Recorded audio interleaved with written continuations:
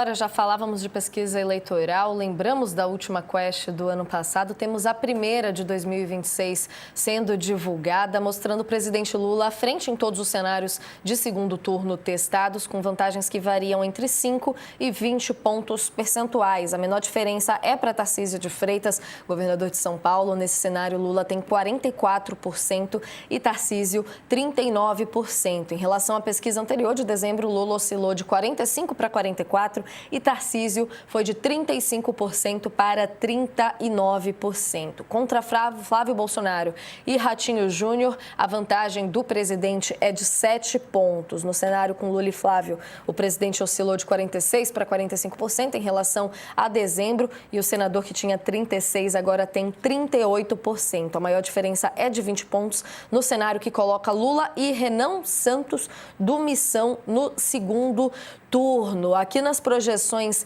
de primeiro turno também, Lula segue à frente numericamente em todos os cenários da primeira rodada testados para a eleição de outubro, com percentuais que vão de 35% a 40%, a depender dos adversários. O senador Flávio Bolsonaro aparece em segundo lugar e se consolida na oposição, de acordo com a pesquisa. Em um dos cenários, a intenção de voto em Flávio cresceu de 26% a 32% entre dezembro e janeiro. O levantamento da Quest, que foi encomendado pela Quest, ouviu 2.004 pessoas com 16 anos ou mais entre os dias 8 e 11 de janeiro, com a margem de erro de 2 pontos percentuais para mais ou para menos. Sakamoto, o que a gente pode ler da primeira pesquisa do ano? O Flávio se consolidando na oposição de alguma forma, mas tendo aí notícias boas também para Tarcísio, né?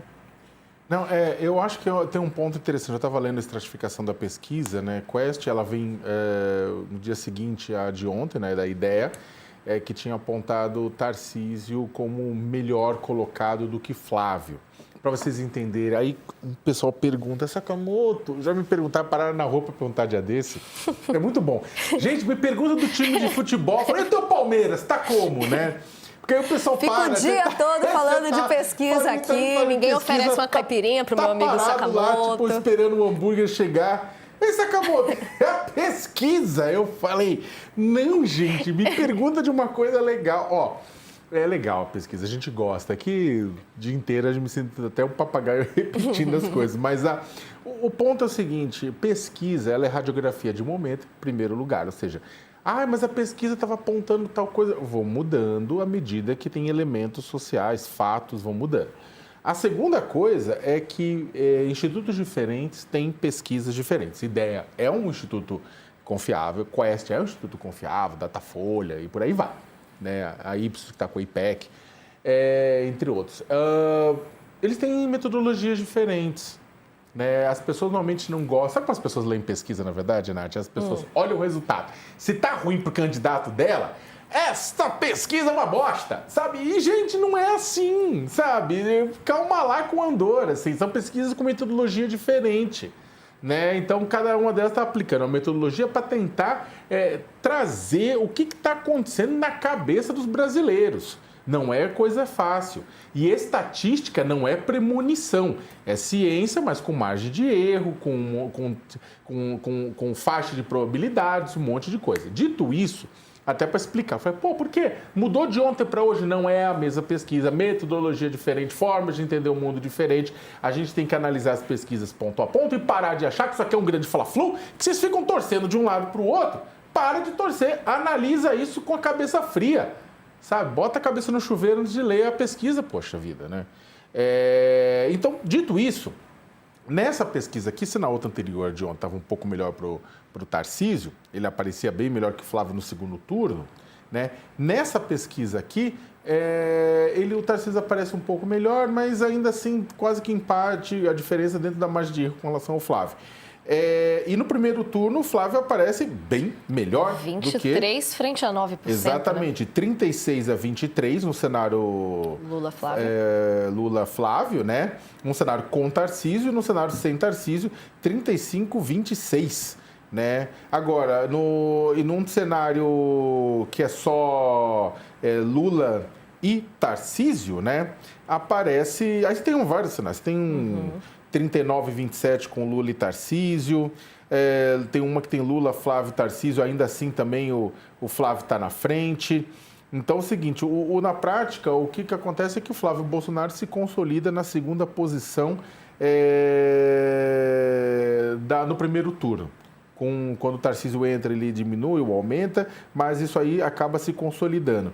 E a Quest colocou, o Felipe Nunes, né, o diretor da Quest, ele colocou o seguinte, que os dados da pesquisa sugerem que essa arrancada do Flávio que acontece quando o Bolsonaro faz a bênção, unge ele candidato, né, deixando Michele chateado, deixando Tarcísio chateado, deixando um monte de gente chateado, mas unge ele o candidato, né? Não veio apenas, essa força da arrancada não teve que do zero para onde ele está, não foi apenas de bolsonarista, mas também da direita não bolsonarista, exatamente isso que se discutia ontem.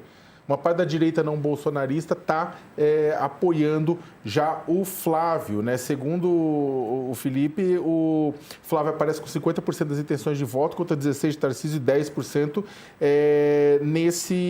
nesse grupo da direita não bolsonarista, que é fundamental para qualquer pessoa. Ninguém vai ganhar a eleição só com lulista e bolsonarista, muito menos só com direita não bolsonarista e esquerda não lulista. Tem que caminhar ao centro, a disputa vai ser voto a voto com poucos % de diferença. Outra coisa que eu acho que vale a pena também colocar é que é o seguinte, nesse sentido, os outros candidatos eles acabam sendo um pouco mais, não vou dizer que é coadjuvante, mas o Lula acaba ganhando de todos eles. No segundo turno, a diferença maior é a diferença entre um e outro. Agora, pontos importantes, né? A diferença do segundo turno entre o Lula e o Tarcísio, ela diminuiu no último mês, caiu de 10 para 5 a diferença entre eles num possível segundo turno, né?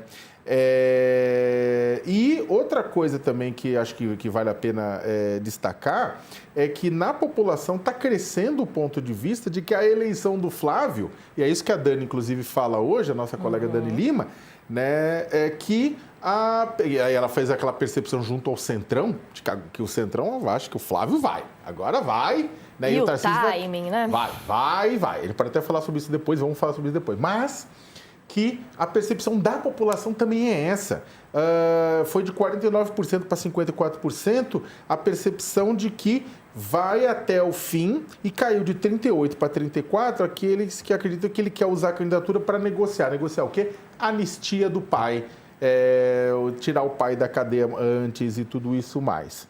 Né? Então, isso está diminuindo.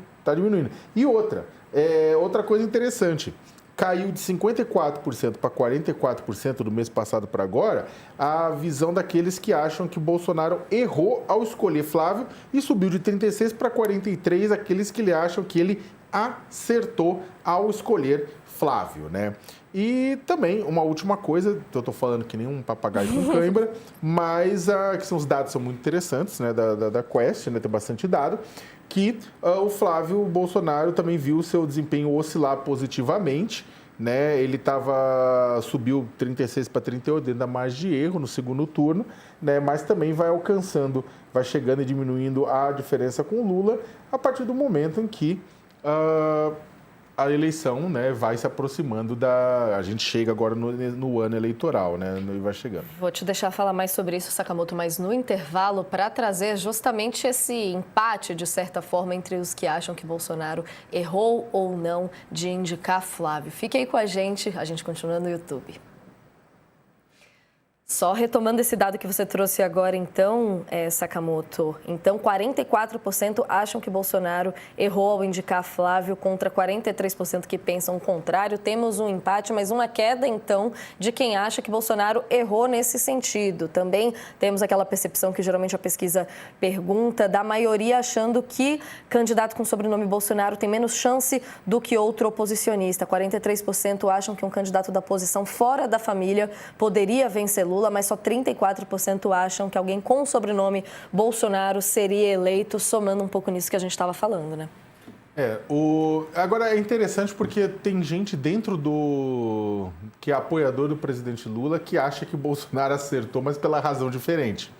Tem apoiador do Bolsonaro, tem bolsonarista que acha que o Bolsonaro acertou, porque que bom que é o nome Bolsonaro disputando a presidência da República.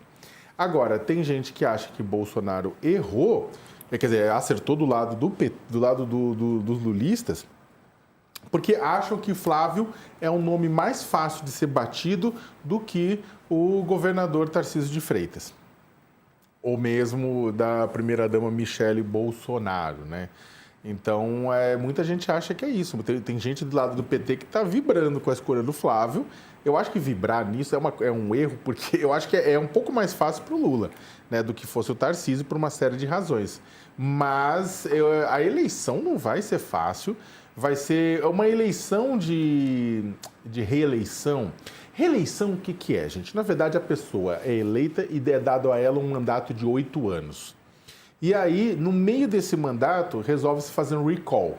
Ou seja, a pessoa vai ser chancelada ou não para continuar esse mandato de 8 anos. A reeleição, na prática, é isso.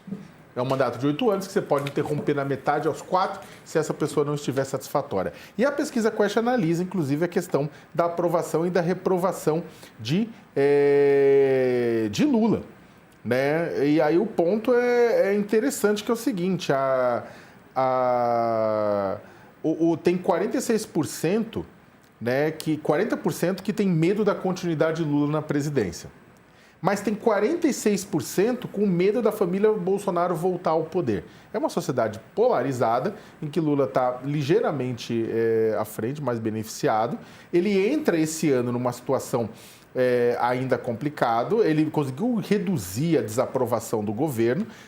Ela se mantém em 49%, a aprovação em 47%, há um empate técnico entre elas. Portanto, né, não está mais naquela situação de março do ano passado, quando chegou a 57,40, e aí o Centrão estava debandando, mas é uma situação ainda dura para o governo, né? Não é uma situação fácil. É claro que o pessoal que considera regular, etc., depois acaba a maior parte dele indo para apoiar a reeleição, porque o regular é um bom, mas que critica, mas não vai ser terreno fácil para o Lula essa disputa, não.